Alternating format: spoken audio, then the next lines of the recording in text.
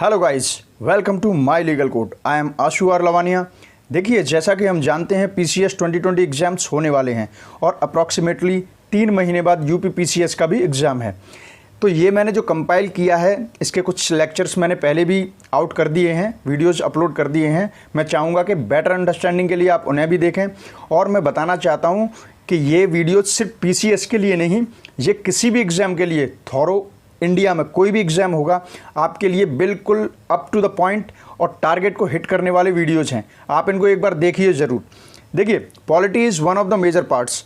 आज इसी की सीरीज़ में आगे बढ़ते हुए हम स्टार्ट करेंगे 5th चैप्टर, जिसका नाम है द सिस्टम ऑफ गवर्नेंस। मतलब कि हमारे देश में रूलिंग सिस्टम कैसे चलता है, शासन प्रक्रिया कैसे फॉलो करती है, इसी के बारे में इस चैप्टर है। और ये सब कुछ करेंगे हम वन लाइनर फॉर्म में।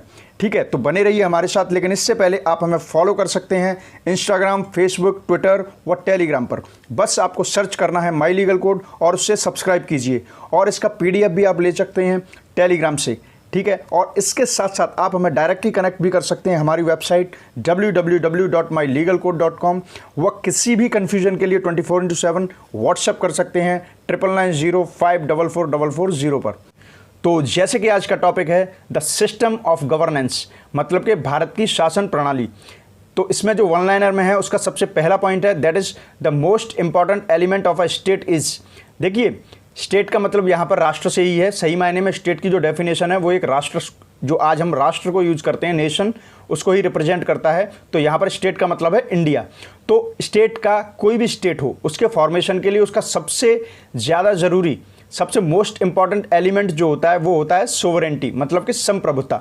देखिए, ये होता क्या है, आपने सुना होगा कि कोई भी देश कह रहा है दूसरे से कि हमारी मर्जी के बिना आप हमारे आंतरिक मामलों में किसी भी तरीके की दखलंदाजी नहीं दे सकते, ये हमारा आंतरिक मामला है, ये है वो है। आपने कई बार सुना होगा।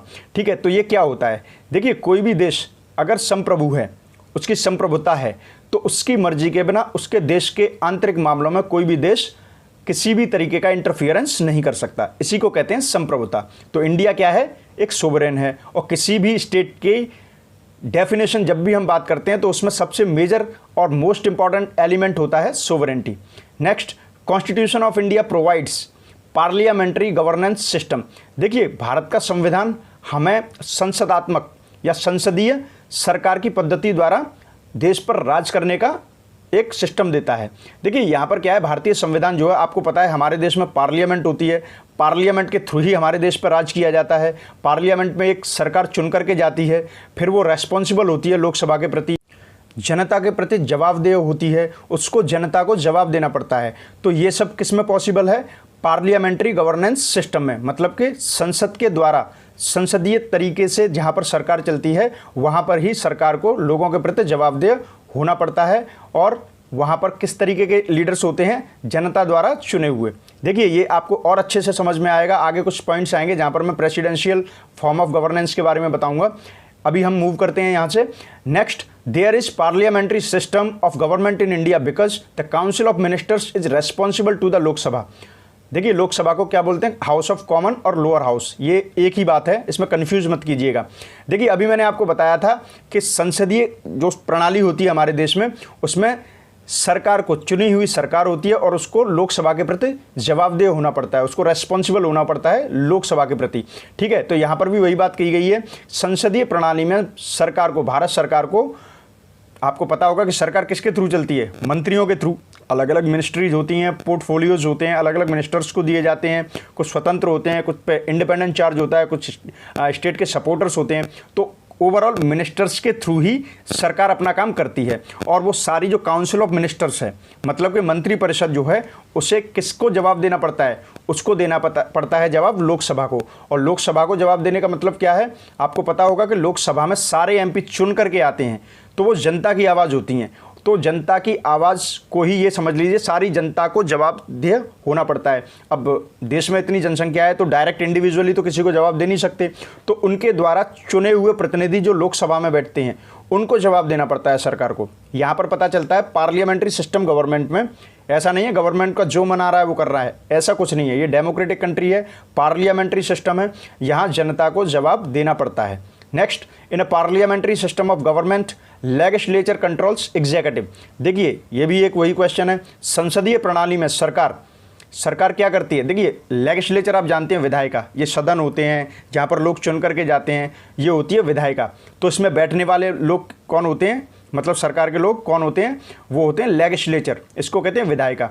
और आपने सुना होगा कि जितने भी बड़े बड़े अधिकारी होते हैं, ऑफिसर्स होते हैं, उनको कौन कंट्रोल करता है, नेता लोग ही तो कंट्रोल करते हैं। नेता मतलब विधायिका में बैठने वाले लोग, जनता के द्वारा चुने हुए लोग। तो यहाँ पर यही कहा गया है कि पार्लियामेंट्री सिस्टम में, संसदीय पद्धति में सरकार जो होती है, संसदीय पद्धति की जो सरकार होती है उसमें जो विधायिका होती है, अर्थात विधायिका में जो लोग बैठते हैं, लीडर्स बैठते हैं, वही हमारे देश की कार्यकारिणी मतलब कि सारे सिस्टम को कंट्रोल करते हैं। Next, in a presidential government all the executive powers are vested in. देखिए जैसे पार्लियामेंट्री फॉर्म ऑफ गवर्नमेंट होती है, उसी तरीके से एक गवर्नमेंट होती है प्रेसिडेंशियल, मतलब कि जहाँ पर राष्ट्रपति की सरकार होती है, प्रेसिडेंशियल फॉर्म ऑफ गवर्नमेंट। देखिए यहाँ पर जब बात करते हैं तो प्रेसिडेंशियल फॉर्म ऑफ गवर्नमेंट में सारी जो ताकत होती है, सारी कार्यपालिका की जो शक्ति होती है, वो वहाँ के प्रेसिडेंट में ही होती है। हमारे देश में नॉमिनल पावर्स जो होती हैं वो प्रेसिडेंट के हाथ में होती हैं, अदरवाइज रियल जो पावर्स होती हैं वो प्राइम मिनिस्टर के हाथ में होती हैं।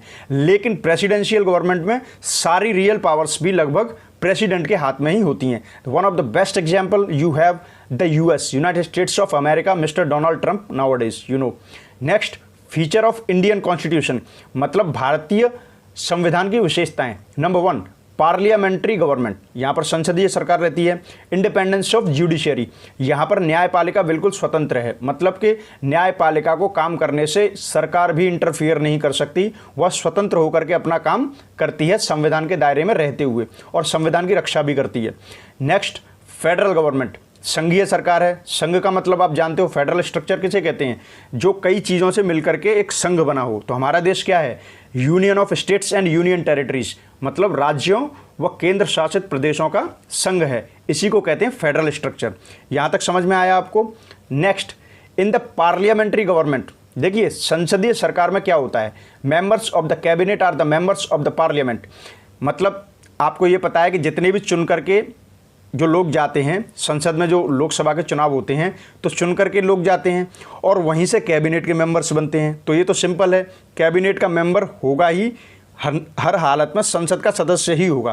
पहले वो चुन करके जाएगा, उन्हीं में से कैबिनेट का मेंबर बनता है, मंत्रिपरिषद या कैबिनेट का मेंबर बनता है। तो ये सिंपल है, मतलब मंत्री होगा तो सदन का सदस्य होगा ही होगा, मतलब संसद का सदस्य होगा ही होगा। Next, ministers hold the office till they enjoy confidence in the parliament.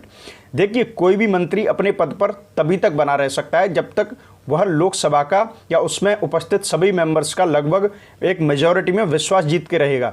अगर वो किसी भी तरीके का मिसकंडक्ट करता है, किसी भी रूल्स रेगुलेशन को वायलेट करता है और मिसकंडक्ट करता हुआ पाया जाता है, तो उसको उसके पद से हटा दिया जाएगा। कहने का मतलब ये है कि कोई भी मंत्री अपने पद पर तब तक बना रह सकता है जब तक कि उसने लोकसभा के सभी सदस्यों का विश्वास जीत के रखा है। यहाँ तक क्लियर हुआ। Next, the cardinal features of political system in India are. देखिए भारतीय राज्य व्यवस्था की जो मेन विशेषताएं, मतलब मुख्य विशेषताओं की बात करें, इट्स ए डेमोक्रेटिक रिपब्लिक। सबसे पहले यह लोकतंत्र है, डेमोक्रेटिक। लोकतंत्र का मतलब सिंपल, यहाँ पर जनता द्वारा लोग चुन करके भेजे जाते हैं और वह जनता पर शासन करते हैं। This is the short and the clear definition of democratic. And Republic, Republic जब भी कोई आपसे पूछे तो हमेशा याद रखिएगा, head of the nation is elected by the common people. ठीक है, आप दो तरीके जानते हैं इलेक्शन के, डायरेक्ट एंड इनडायरेक्ट। प्रेसिडेंट हमारे देश का हेड है और उनको हम इनडायरेक्ट तरीके से जनता चुन करके भेजती है। This is called republic. Whereas if you talk about the British head, you know that there is the crown in the Britain. वहाँ पर राजा होता है, राजा का बेटा राजा, एक ही फैमिली का हेरिडिटरी पोस्ट होता है। वहाँ पर हेड ऑफ द नेशन कभी चुन करके नहीं बनाया जाता है। तो that is not Republic. Britain is not a republic, India is a republic.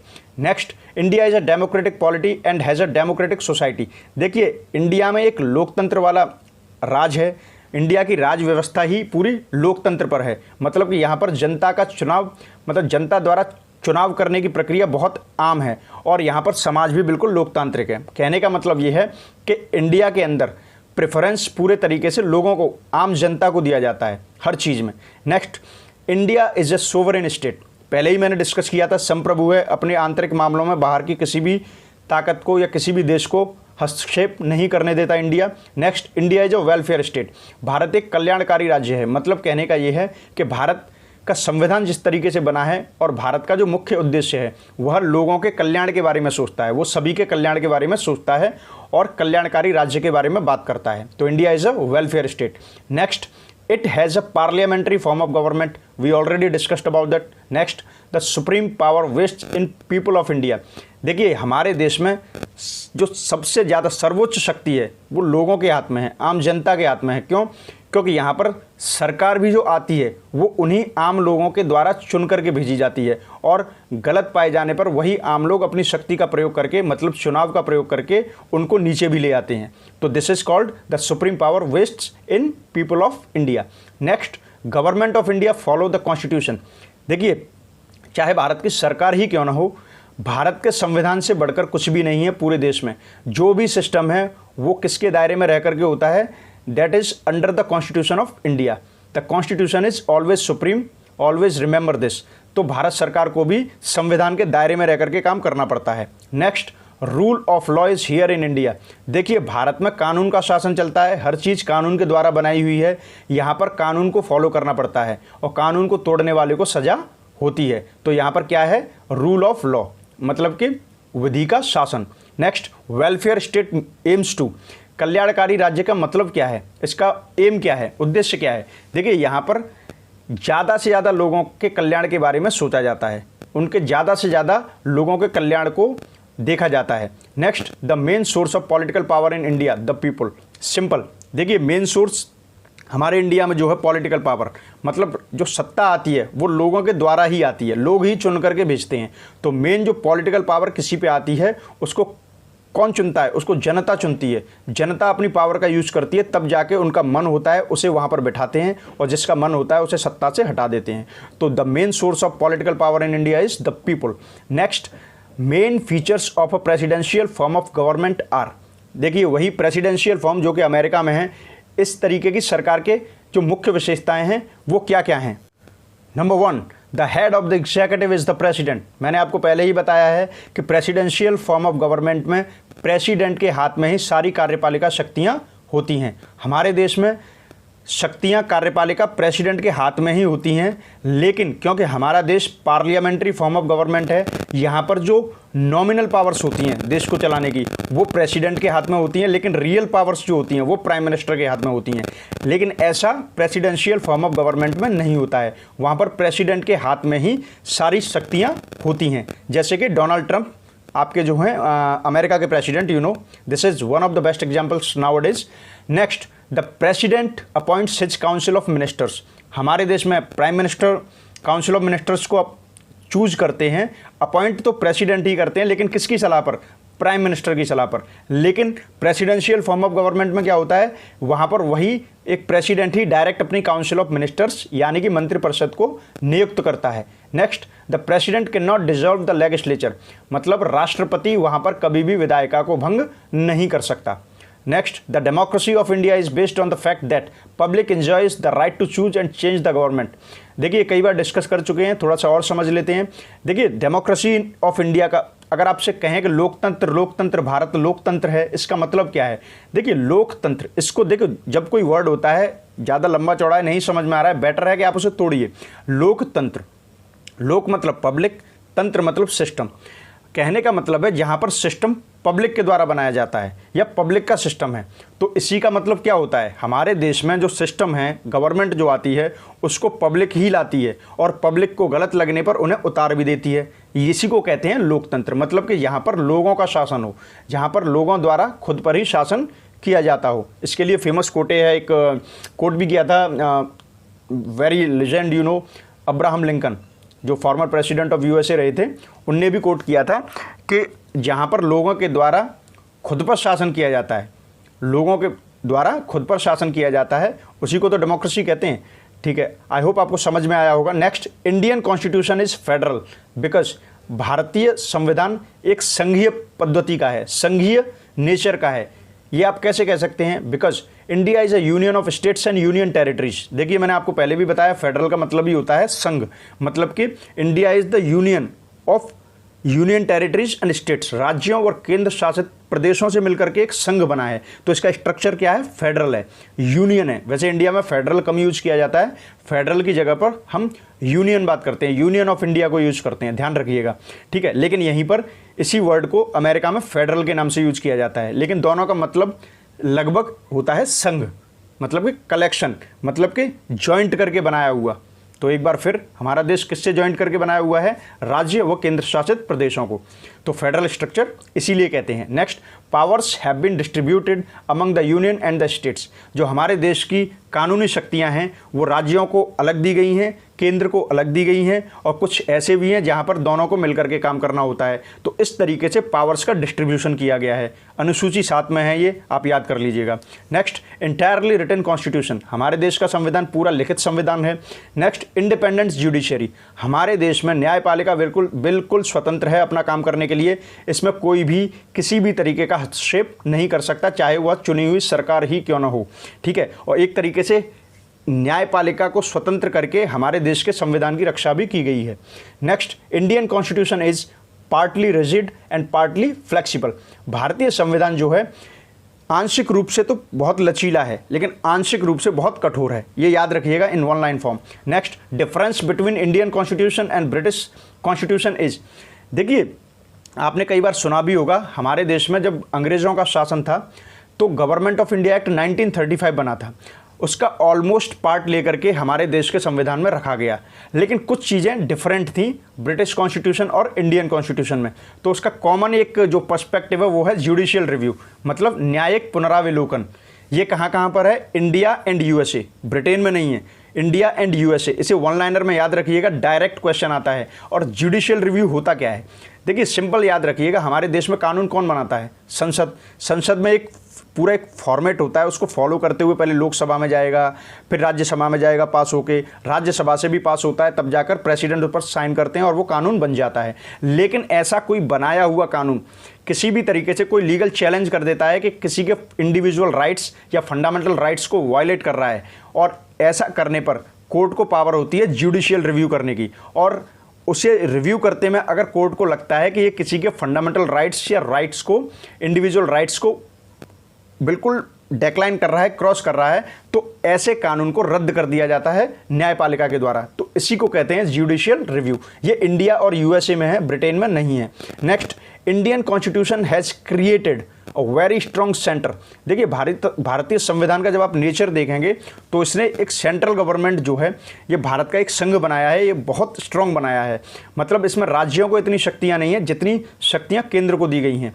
कई जगह पर आपको ये प्रैक्टिकली थोड़ा सा अजीब लगेगा, गलत भी लगेगा, लेकिन कई मायनों में इसके कुछ पॉजिटिव साइंस भी आपको दिखेंगे। खैर अपना अपना ओपिनियन है, आपको क्या लगता है कि ये सही है या गलत है? अगर सही है तो क्यों, गलत है तो क्यों? कम से कम 2 लाइन्स में आप कमेंट में बताइएगा। Next, India is a quasi federal state said by K C Wheare, very important one liner, आप इसे याद रखिएगा। इनका कहना है, मतलब जब भी उन्होंने कहा था कि भारत एक मतलब आप कह सकते हैं अर्ध संघीय प्रकृति का है, मतलब क्वासी फेडरल मतलब अर्ध संघीय, मतलब उसका पूरे तरीके से वो संघ भी नहीं है और पूरे तरीके से वह बिना संघ के भी नहीं है। उनका कुछ ऐसा ही वो कहना था, लेकिन आप इसे याद रखिएगा, India is a quasi federal state said by K C Wheare. Next, unitary elements in Indian federal system, very important, आप इन पॉइंट्स को याद रखिएगा। अगर इनमें से कोई भी आता है समझ लीजिए ये यूनिटरी एलिमेंट है भारतीय संघीय प्रणाली का। Number 1, appointment of governors, unequal representation in Rajya Sabha and all India services. All India services आप जानते होंगे कि अखिल भारतीय सेवाएं, IAS, Indian administration service, Indian police service, Indian forest service, भारतीय वन सेवा, ये सब क्या हैं? अखिल भारतीय सेवाएं हैं। Next, major statements about federal system in India are, देखिए भारत की संघीय प्रणाली के बारे में जो मुख्य विशेषताएं या मुख्य स्टेटमेंट, मतलब कि मुख्य कथन क्या क्या हैं। Next, number 1, the constitution of India introduces a federal system as the basic structure of government. देखिए भारत का संविधान है वो भारत की सरकार जो है, भारत की सरकार को इस संघीय प्रणाली का बेसिक स्ट्रक्चर बताती है। एक बार फिर रिपीट करता हूं कि भारत का संविधान, हमारे देश में जो सरकार है उसको भारत की संघीय प्रणाली का स्ट्रक्चर बताती है। Next, there is a strong admixture of a unitary bias. देखिए ये स्टेटमेंट्स जो है फेडरल सिस्टम ऑफ इंडिया के जब भी आएंगे आपको ये दो स्टेटमेंट बहुत याद रखने हैं, वेरी इंपॉर्टेंट स्टेटमेंट्स हैं और किसी भी तरीके के एग्जाम में आ सकते हैं। Next, president of India is elected indirectly so that. देखिए भारत के जो प्रेसिडेंट हैं, जो हमारे राष्ट्रपति हैं देश के, उनको इनडायरेक्टली मतलब कि अप्रत्यक्ष रूप से चुना जाता है ताकि parliamentary system in India is combined with republicanism. अब देखिए यहाँ पर आप कैसे कनेक्ट करेंगे, ये क्या कहना चाहता है। देखिए ये इसलिए किया जाता है, प्रेसिडेंट ऑफ इंडिया को इनडायरेक्टली लोगों के द्वारा इसलिए चुना जाता है जिससे कि हमारे देश की जो संसदीय सरकार है, संसदीय पद्धति है, उसको गणतंत्र, जो गणतंत्रात्मक जो व्यवस्था है हमारे देश में, रिपब्लिक है, उससे जोड़ा जा सके। अब आप कहेंगे कि ये कैसे, ये समझ में ही नहीं आया। देखिए पार्लियामेंट्री सिस्टम क्या है, लोगों को चुन करके भेजा जाता है, वहाँ पर उन्हीं में से मंत्री बनते हैं, उन्हीं के थ्रू देश की सरकार चलती है चुने हुए लोगों के द्वारा। लेकिन रिपब्लिक का मतलब मैंने क्या बताया था, रिपब्लिक वो होता है जहाँ का हेड ऑफ द नेशन किसी भी तरीके से वहाँ के लोगों द्वारा चुना जाता हो। तो अगर प्रेसिडेंट का इलेक्शन नहीं होता तो हमारा देश रिपब्लिक नहीं होता। क्यों? क्योंकि प्रेसिडेंट हमारे देश के हेड हैं और उनको अगर हम जनता चुन करके नहीं भेजेगी, head of the nation is not elected by common people, that is not the Republic. Republic उसी को कहते हैं जहाँ का हेड ऑफ द नेशन वहाँ के आम लोगों द्वारा चुन करके भेजा जाए किसी भी तरीके से। तो यहाँ पर अप्रत्यक्ष रूप से भेजे जाते हैं लेकिन चुने आम जनता के द्वारा ही जाते हैं, इससे ही बनता है रिपब्लिक। तो रिपब्लिक को पार्लियामेंट्री सिस्टम से कंबाइंड करने के लिए, कनेक्टेड करने के लिए ऐसा किया गया, प्रेसिडेंट को अप्रत्यक्ष रूप से चुनने के लिए सिस्टम बनाया गया। Next, political parties our life blood of democracy because normally people blame political parties for bad governance. देखिए ये बात तो माननी पड़ेगी, बहुत ही सही स्टेटमेंट है कि लोकतंत्र के, जब आप जानते हैं ब्लड के बिना शरीर नहीं चल सकता है, ऐसे ही लोकतंत्र में पॉलिटिकल पार्टीज के बिना कुछ नहीं चलेगा। तो इसीलिए कहते हैं पॉलिटिकल पार्टीज को डेमोक्रेसी का ब्लड। डेमोक्रेसी एक बॉडी है, लोकतंत्र एक बॉडी है और उसके अंदर भागने वाला जो ब्लड है, मतलब उसको जीवन देकर बनाए रखने वाला जो ब्लड है, वो है पॉलिटिकल पार्टीज, जो राजनीतिक पार्टियां हैं। कैसे? वो ऐसे हैं, आपने देखा होगा कि जनता को कुछ भी गलत लगता है गवर्नेंस में तो वो सिर्फ पॉलिटिकल पार्टीज को ही कोसती हैं, पॉलिटिकल पार्टीज को ही कोसती हैं। तो इसका मतलब क्या है कि लोकतंत्र में लोगों को कुछ भी गलत लगेगा तो वो किसको कोसते हैं? वो कोसते हैं पॉलिटिकल पार्टीज को। तो लोकतंत्र का सही मायने में पॉलिटिकल पार्टी ही सबसे बड़ा हिस्सा है। समझ रहे हैं आप मैं क्या कहना चाह रहा हूँ? लोकतंत्र को बनाए रखना है, पॉलिटिकल पार्टीज को अच्छे से काम करना पड़ेगा। पॉलिटिकल पार्टीज खराब तो ब्लड खराब, ब्लड खराब तो डेमोक्रेसी जो उसकी बॉडी है, जिसकी बॉडी में ब्लड दौड़ रहा है, वो बॉडी खराब। आई होप आपको समझ में आया होगा। Next, the primary objective of India's federal design was to weave a nation out of its many diverse parts and protect national integration because accommodation of diversities has built a stronger not weaker nationhood.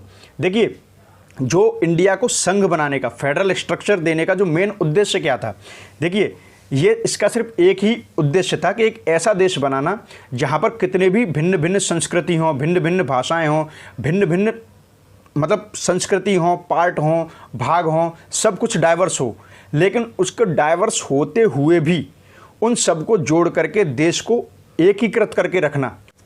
अगर आसान भाषा में बोलें तो देश को संघ इसलिए बनाया गया था क्योंकि हमारा देश जगह जगह पर आप जाएंगे, कहा जाता है हर 50 किलोमीटर पर लैंग्वेज, रिलीजियन, कल्चर सब बदल जाता है। इसलिए हमारे देश की एक महानता भी है। और आपने सुना होगा, बोलते हैं यूनिटी इन डाइवर्सिटी, मतलब कि अनेकता में एकता। तो ये सारे जो कोटेज जो निकल करके आते हैं, जिन पर हम गर्व करते हैं, फक्र करते हैं, तो ये चीज़ बनी रहे। लोग भाषा के नाम पर, लोग संस्कृति के नाम पर, लोग अपने अपनी जाति, कास्ट, मतलब अलग अलग डाइवर्सिटी के नाम पर बट ना जाएं। तो इस चीज़ को ध्यान में रखते हुए उनको एक बनाए रखने के लिए देश को संघ का जो ढांचा देना पड़ा या दिया गया, और जिससे कि देश में भाईचारा बना रहे और राष्ट्रवाद बना रहे। इसीलिए देश को संघीय पद्धति या संघीय डिजाइन, फेडरल डिजाइन दिया गया। नेक्स्ट वन लाइनर है, federalism is not practical in India. इसे आप डायरेक्ट याद रखिएगा। Women, Dalits, poor and minority groups are the biggest stake holders of democracy in India because democracy in India has emerged as the carrier for the desire of self respect. देखिए इसको आप थोड़ा सा technically समझेंगे तो ये बात बहुत सही बात है। हमारे देश में हमेशा से इतिहास गवाह है कि वुमेन, औरतों, दलित, गरीब तथा अल्पसंख्यक समूहों के साथ एक रेस्पेक्ट को लेकर, उनकी सेल्फ रेस्पेक्ट को लेकर बहुत ही खिलवाड़ हुआ है, ठीक है। और डेमोक्रेसी के आने से इन लोगों को ही भाई जिसको ज़रूरत होती है चीज़ की, उसके लिए वो ज़्यादा देखा जाता है। डेमोक्रेसी के आने से इन लोगों को कुछ ज़्यादा राइट मिला है, जिसका यूज़ करके ये अपनी सेल्फ रेस्पेक्ट को पा पाए हैं। ये बात को हम मानना पड़ेगा हम लोगों को कि पहले हालत इन लोगों की बहुत ख़राब थी, लेकिन जैसे ही इन्हें वोटिंग राइट्स दिए गए, इन्हें डेमोक्रेसी में लाया गया, तो इन्होंने अपने वोट के अधिकार के द्वारा अपने सेल्फ रेस्पेक्ट को सुधारने का पूरा प्रयास किया। इसीलिए लोकतंत्र में सबसे बड़ा जो पार्टिसिपेशन जो बोला जाता है वो इन लोगों का ही है, क्योंकि लोकतंत्र का सबसे ज़्यादा फ़ायदा भी और ज़रूरत भी इन्हीं लोगों को थी, ठीक है। इसके साथ साथ है तो सबको, ऐसा कुछ नहीं है कि वोटिंग राइट सबका है, लेकिन इनके सेल्फ रेस्पेक्ट से जीने की सोच में बहुत बड़ा इजाफा हुआ। किससे? डेमोक्रेसी से। Okay, next, the reason for the Indian constitution being the bulkiest is that it contains the constitution of India of union both and state governments. देखिए, हमारा देश, आपने सुना होगा, हमारे देश का संविधान सबसे बड़ा है, सबसे लंबा लिखित संविधान है। उसका रीजन जानते हैं आप? रीजन सिंपल है, हमारे देश के संविधान में संघ का मतलब केंद्र का पूरा शासन तो लिखा ही हुआ है, साथ में हमारे देश के राज्यों, यूनियन टेरिटरीज, सबके संविधान को एक ही जगह पर लिखा गया है, इसलिए भी ये हैवी हो जाता है। Next, Indian constitution is quasi federal because it is neither federal nor unitary. Okay, हमारा देश अर्धसंघीय क्यों है? क्योंकि ना तो ये फेडरल है पूरे तरीके से, ना एकात्मक है। Next, Indian federalism is cooperative federalism stated by Granville Austin. इसे वन लाइनर में याद रखिएगा। ग्रैनविले ऑस्टिन बहुत फेमस हिस्टोरियन एंड पर्सनैलिटी थे उस समय के, उन्होंने ऐसा स्टेटमेंट दिया था। Indian constitution establishes good balance between rigidity and flexibility. देखिए, ये भी केसी वेरे ने कहा था, इनका नाम पहले भी आया है क्वासी फेडरल के बारे में, ये नाम बहुत ही इंपॉर्टेंट है, इस स्टेटमेंट को भी याद रखिएगा। इनका कहना था कि भारत का संविधान ऐसा बनाया गया है कि इसने लचीलेपन तथा कठोरता, इन दोनों को बहुत अच्छे से संतुलित किया है, बैलेंस किया है। Next, the constitution has not been set in a tight mould of federalism called by doctor BR Ambedkar. Doctor Bhimrao Ambedkar ji ने कॉन्स्टिट्यूशन के बारे में जो भी कहा है कि यह मतलब संघात्मक प्रणाली के एक टाइट मतलब कठोर मोल्ड में मतलब ढांचे में नहीं बनाया गया है। मतलब ये एक स्टेटमेंट है जो डॉक्टर BR अम्बेडकर जी ने कहा, आप इसे याद रखिएगा। Next, a constitutional government is one which places effective restrictions on the authority of the state in the interest of individual liberty। देखिए, संवैधानिक सरकार का दायित्व तो क्या होता है कि वह जिन लोगों के माध्यम से, चाहे वो ऑफिशियल्स हों, ऑफिसर्स हों, चाहे जितनी भी अथॉरिटीज़ हों, जिन लोगों के माध्यम से, जिनको पावर दे करके देश में शासन चला रहे हैं, उन अथॉरिटीज़ या उन ऑफिशियल्स, उन सब पर जो भी मीडिएटर्स हैं, उनको इतना सीमित करके या उन पर इतने कड़े प्रतिबंध लगा के रखे जिससे कि वह सरकार द्वारा दी हुई शक्तियों का मिसयूज न कर पाएं और उनको यूज करते हुए आम इंसान की व्यक्तिगत स्वतंत्रता को न छीनें। यही संवैधानिक सरकार का एक दायित्व होता है। तो ये था हमारा 5th chapter of Indian polity and governance one liner form में। 6th चैप्टर को मैं जल्दी ही अपलोड करूंगा, लेकिन तब तक आप वीडियोस को लाइक कीजिए, कमेंट कीजिए व शेयर भी ज़रूर कीजिए। चैनल को सब्सक्राइब कीजिए व आप डायरेक्टली कनेक्ट कर सकते हैं हमसे हमारी वेबसाइट के थ्रू www.mylegalcode.com। व किसी भी कन्फ्यूजन के लिए बेझिझक 24/7 आप व्हाट्सएप कर सकते हैं। WhatsApp number is 9990544440। For more videos, stay tuned. My Legal Code. Thanks to subscribe. Good luck and bye-bye.